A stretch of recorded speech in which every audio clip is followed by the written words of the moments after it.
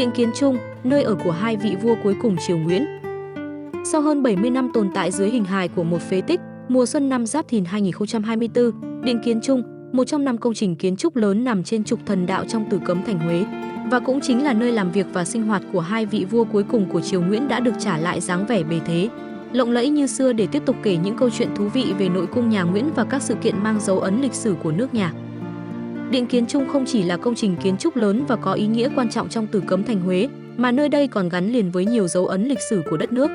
Đây chính là nơi làm việc và sinh hoạt của hai vị vua cuối cùng của triều Nguyễn là vua Khải Định và vua Bảo Đại.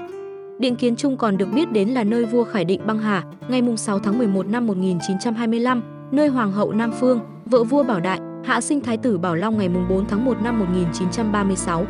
Đặc biệt, đây cũng chính là nơi chứng kiến một sự kiện mang tính lịch sử. Đó là vào ngày 29 tháng 8 năm 1945, chính tại nơi đây vua Bảo Đại đã có cuộc tiếp xúc đầu tiên với phái đoàn chính phủ lâm thời nước Việt Nam Dân chủ Cộng hòa để họp bàn việc thoái vị. Trong đó có việc thảo luận về nội dung bản tuyên cáo thoái vị mà vua Bảo Đại đã đọc vào chiều ngày 30 tháng 8 năm 1945 trước hàng vạn người dân xứ Huế, đặt dấu chấm hết cho sự tồn tại hàng nghìn năm của chế độ phong kiến, mở ra một kỷ nguyên mới độc lập, tự do trước khí thế thắng lợi hào hùng của cách mạng tháng 8 giành chính quyền về tay nhân dân. Đáng tiếc là chỉ 24 năm sau, tức vào năm 1947, do chiến tranh, công trình này đã bị phá hủy hoàn toàn, chỉ còn lại nền móng. Lịch sử hình thành Điện Kiến Trung trải qua nhiều giai đoạn. Ban đầu, tại địa điểm này đã từng có 2 công trình, đó là Lầu Minh Viễn, rồi đến Lầu Du Cửu. Lầu Minh Viễn được xây dựng vào năm 1827 dưới thời vua Minh Mạng. Đây là tòa nhà làm bằng gỗ khá to lớn, gồm có 3 tầng, cao 15,8 m, là nơi dành cho nhà vua lên ngắm cảnh và hóng mát. Đến thời Thiệu Trị, vua đã cho trùng tu Lầu Minh Viễn và cho đặt trên nóc lầu một viên dạ Minh Châu đêm đêm tỏa sáng.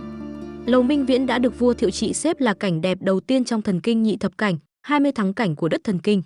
Tuy nhiên, công trình kiến trúc này đã bị triệt giải dưới thời vua Tự Đức. Đến năm 1913, vua Duy Tân đã cho xây dựng trên nền cũ tòa nhà này một tòa lầu khác theo kiểu mới và đặt tên là Lầu Du Cửu. Tòa lầu mới này chỉ có 2 tầng với kiến trúc tương đối đơn giản. Sau khi lên ngôi vào năm 1916, vua Khải Định đã đổi tên Lầu Du Cửu thành Lầu Kiến Trung. Nhưng sau đó, từ năm 1921 đến năm 1923, vua đã cho xây mới lại toàn bộ Lầu Kiến Trung với phong cách pha trộn giữa kiến trúc Pháp, kiến trúc phục hưng của Ý và kiến trúc cổ truyền Việt Nam. Toàn bộ công trình Điện Kiến Trung mới được vua Khải Định cho xây dựng bằng kỹ thuật tân thời và với các loại vật liệu bền vững như xi măng, sắt thép, mảnh sành, sứ, thủy tinh. Vì thế công trình này có khá nhiều vật dụng hiện đại như đèn điện, nước máy, vòi phun nước, cột thu lôi, cửa sắt.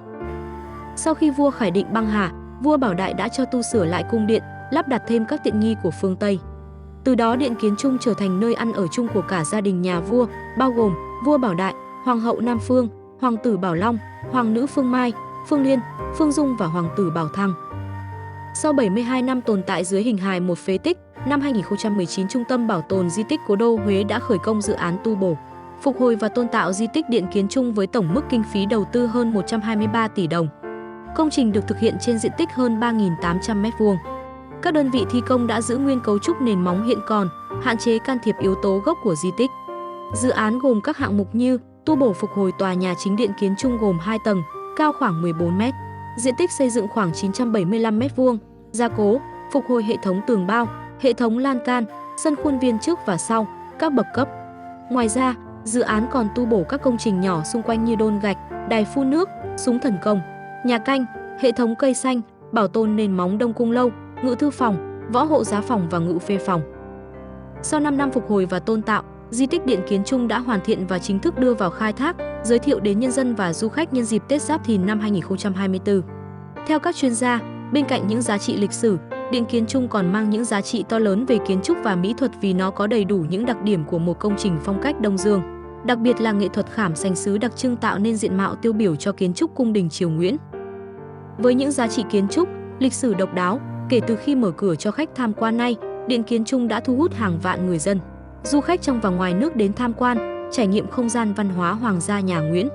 Trong thời gian tới, bên cạnh các không gian trưng bày cổ vật cung đình trong nội cung, đây còn là điểm tổ chức nhiều sự kiện văn hóa hấp dẫn, độc đáo để phục vụ nhu cầu của khách tham quan.